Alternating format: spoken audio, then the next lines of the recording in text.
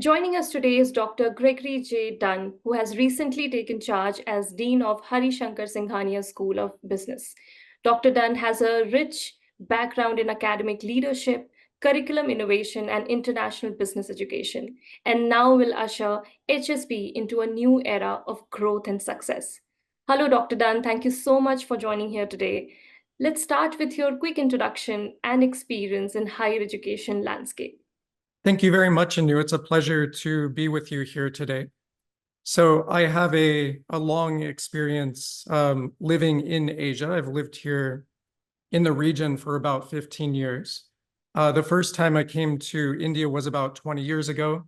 I studied at Hyderabad Central University for a semester, and it was a really formative semester, I think my best semester of university.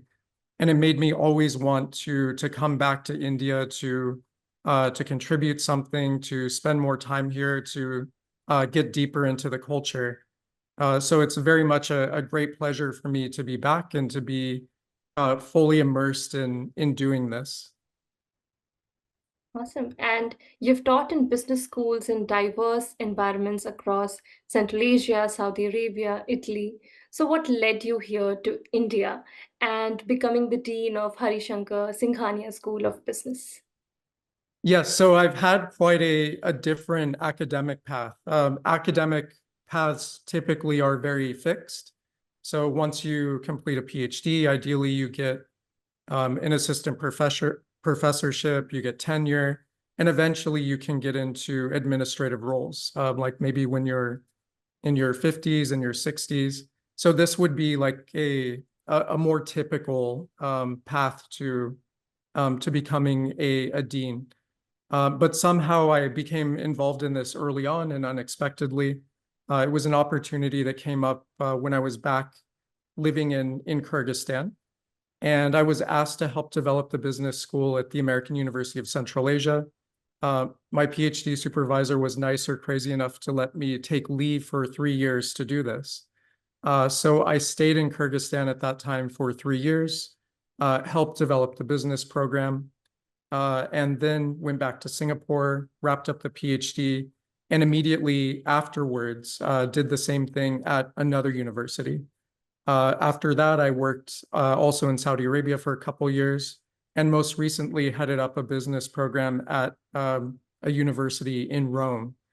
And I know Pramath Raj Sinha, the founder of Indian School of Business and Ashoka University, who's also very much involved with HSB through a mutual friend. He invited me to come to India to take up this challenge, and it was too good an opportunity to pass up.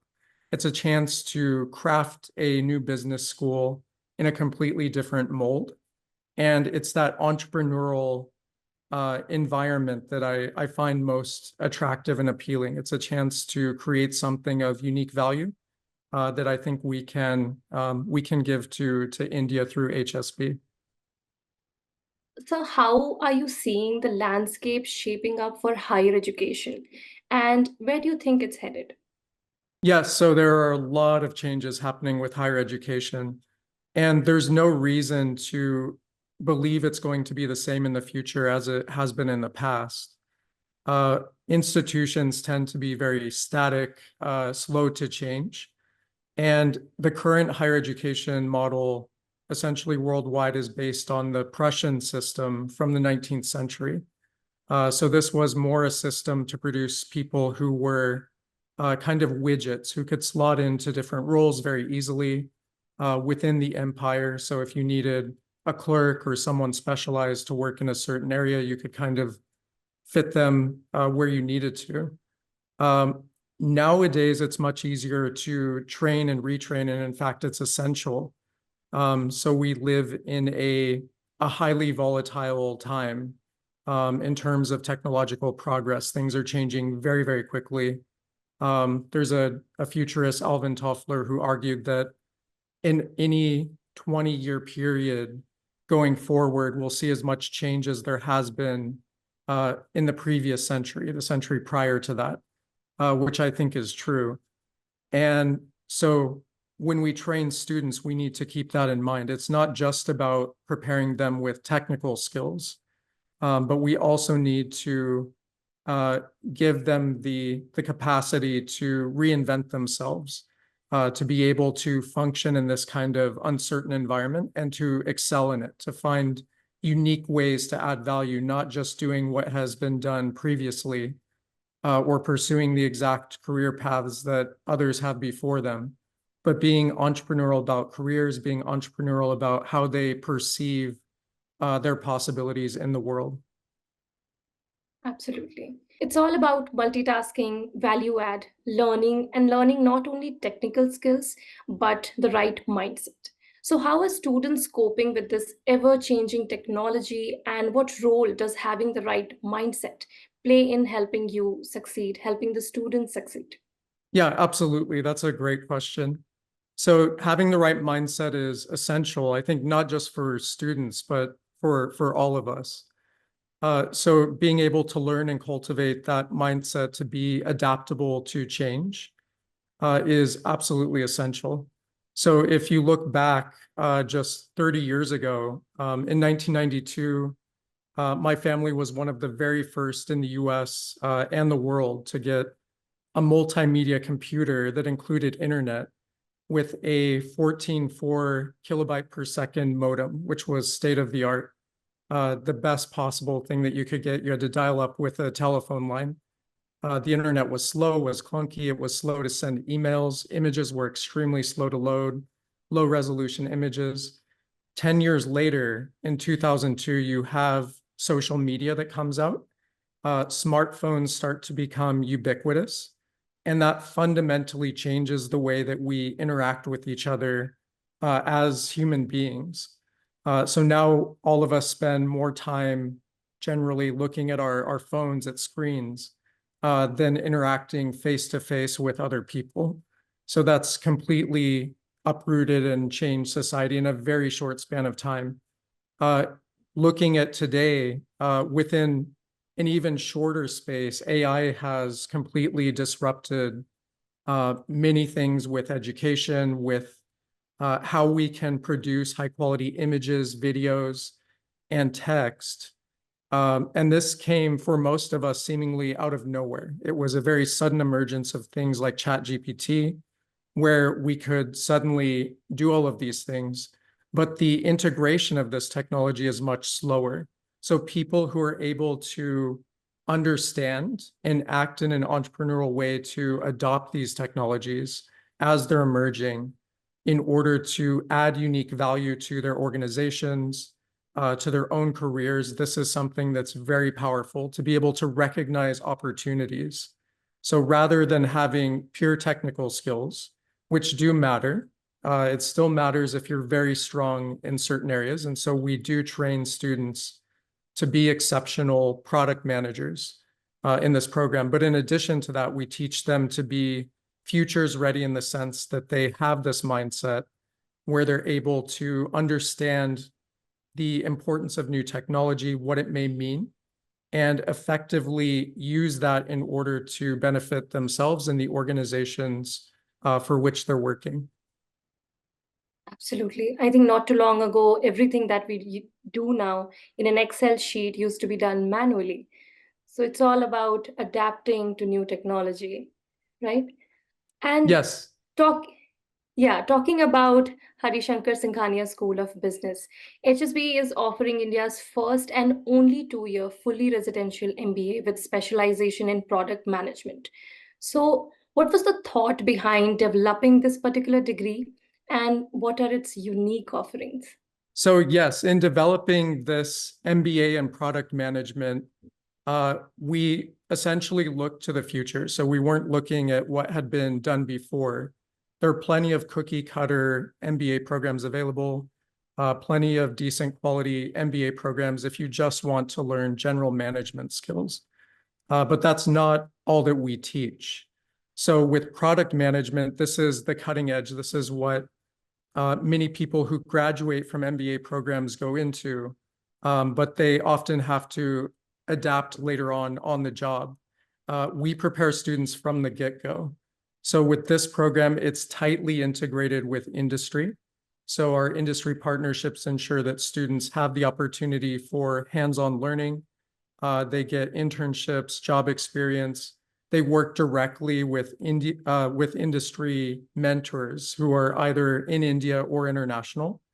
And then they have both the core academic experience, but also this connection to industry. So we want to kind of eliminate these artificial boundaries between the university and industry, and make sure that students are exposed while they're still in the program to the things that they're going to be working on for the rest of their lives.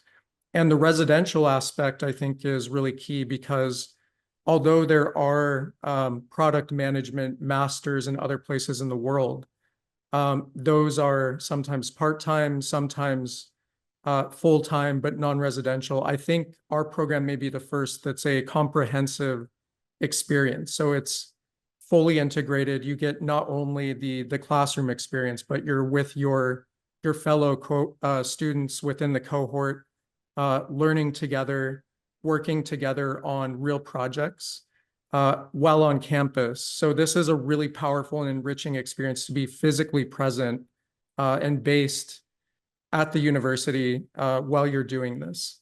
And an amazing opportunity to network with other students, with internships. That's great. Yes, absolutely.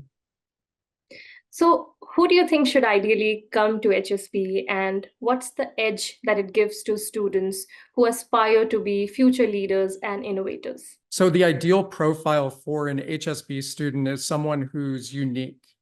Obviously, intelligence and these and test scores and everything else are still important. That's helpful. But we're also looking for people who can think in unique ways, who can do things differently. Because our program and most of the things that add genuine value once you get out into the world are interdisciplinary. They're being able to take insights from disparate domains and to effectively integrate them in order to add value in ways that others haven't thought of before. So rather than just being a strictly financial person or a strictly general management person, you have insights from design, from technology, and from business, all areas of business, that you're able to then combine in order to perform effectively as a product manager, but also as an entrepreneur or an intrapreneur within a company, in order to create value in ways that other people wouldn't be able to understand. And this can be very helpful as you rise up in ranks within a company, or you want to go out and you want to start your own company. So this program, from its inception, helps you do both of those things. So not only the core skills that we teach, but also this mindset of being able to integrate all of these insights in unique ways in order to perform very effectively from day one once you're placed, but then also progress for the rest of your career, not only to be a useful mid-level manager, but someone who can eventually be at the top of an organization. So become an executive or start your own company and excel. So is that your goal and vision for HSB? And where do you see it in the next 5 years? And how do you plan on getting there? Yes, so we do want to see HSB become a well-established and comprehensive business school, but we don't want it to be in the same mold of others. There, as I said, there are plenty of great business schools that teach general skills, and we're not trying to emulate the past. We're looking towards the future and thinking constantly about what's going to be best for our students going forward. Thank you so much for sharing your valuable insights and your contribution to creating future innovators and leaders through this amazing institution. And we really appreciate you being here and talking to us. Thank you so much. Thank you very much, Anu.